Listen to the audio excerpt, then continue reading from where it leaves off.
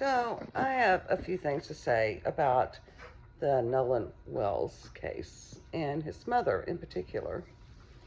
I do not like to judge a grieving mother because at one time, and I still am a grieving mother, I lost my child, my daughter, in 2005 to violence, I guess you could say. A drunk driver killed her.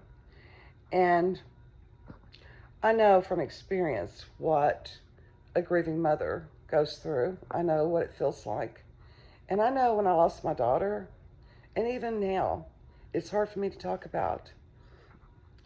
Very hard. My daughter was very well known in the state we live in, and I had TV crews at my home. I had TV crews at the funeral, outside the funeral. I had TV crews at every court appearance with the young man that was responsible for her death. And my daughter had many, many, many friends, many. Her funeral was probably one of the largest funerals that this town and the city has ever seen. And I knew most of her friends. I certainly knew the ones she spent time with. Of course I did. And I wanted those people and those kids. My daughter was 20 years old, and I call them kids, and because that's what they are in reality. I wanted them near me. I wanted them at my home. I wanted them to be close to me because I knew my daughter loved them, and I knew they loved her. And it gave me a sense of comfort to have them close to me because I felt like a part of her was still there. And another thing, we didn't have a big social media presence 21 years ago, thank God. But people, of course, donated money to us to help pay for her funeral. And I felt so guilty accepting any money because I felt like I was being paid somehow for the loss of my daughter. And I know that probably sounds ridiculous, but I didn't want money. I didn't want to accept money. And another thing that I always thought of, and I still think of to this day, was I never wanted another parent to suffer and feel the pain that I felt and that I still feel to this day. I remember thinking, I hope another parent ever, never loses their child because the pain of it is so severe that for a mother, you think that you'll never be able to even take your next breath.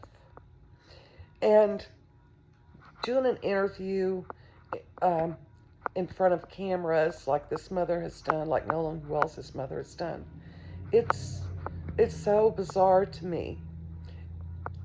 I couldn't even say the words at that time that my daughter was gone. I could not even let my brain go there.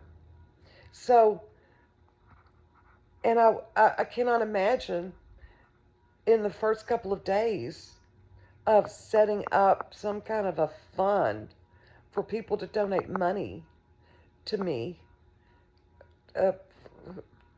in place of losing my child. I don't understand where this mother's thought process is.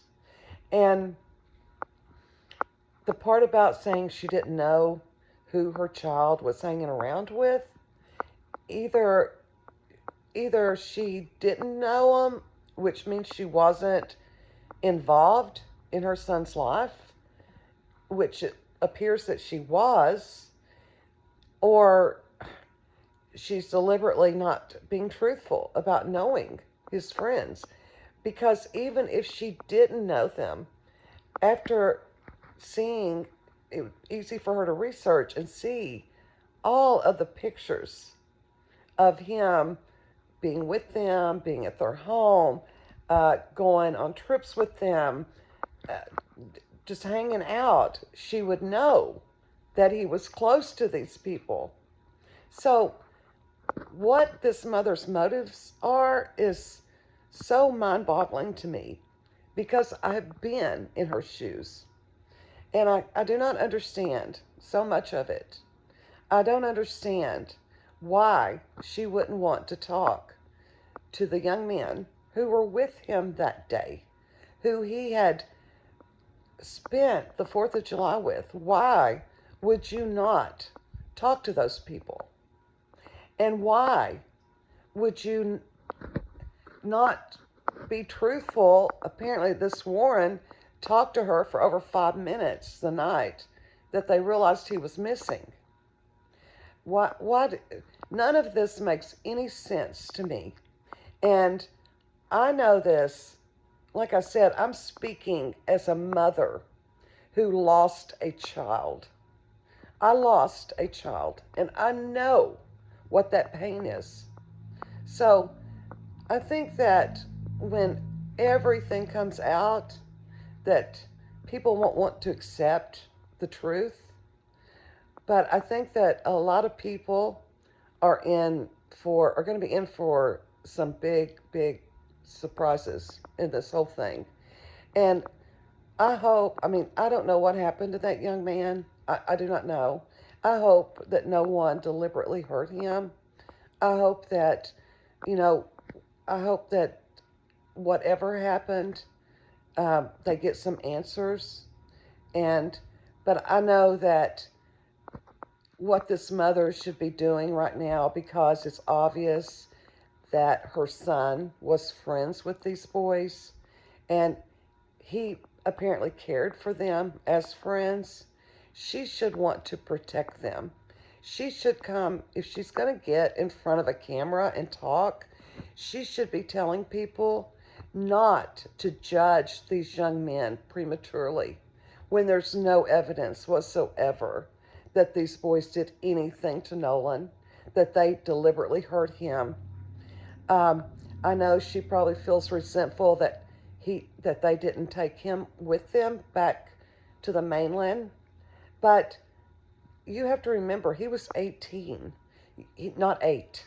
You cannot make an 18-year-old leave with you if they don't want to go. And I know that's hard for some parents to admit that their children have faults. I realize that. I have 2 sons also. My youngest son, his best friend is a young man who's black. They've been friends since 5th grade, 6th grade. And I know him well. He stayed at our house. He grew up at our house. My son never spent the night at his home, just for various reasons that I won't get into. But they were so close that my youngest son is in his 30s now, and a couple years ago when he got married, his black friend actually performed the ceremony. They've been close for years. So when I hear these people talk about how a black boy shouldn't be friends with a white boy, it makes I always think of my son and his friend, how they've been friends for years. And it's been such a positive thing for them. They love each other dearly. And we think of him as almost another son because, he grew up at our home. And it makes me so sad to think that if my son had ever been in that situation with his friend, that someone would have blamed him for something just because he's white and has a black friend. People need to let go of this racism thing, because I think that they think that white people are a lot more racist than what we actually are. We're not. We're not.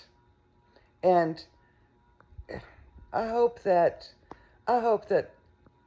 all of this is resolved, because it's getting so bizarre.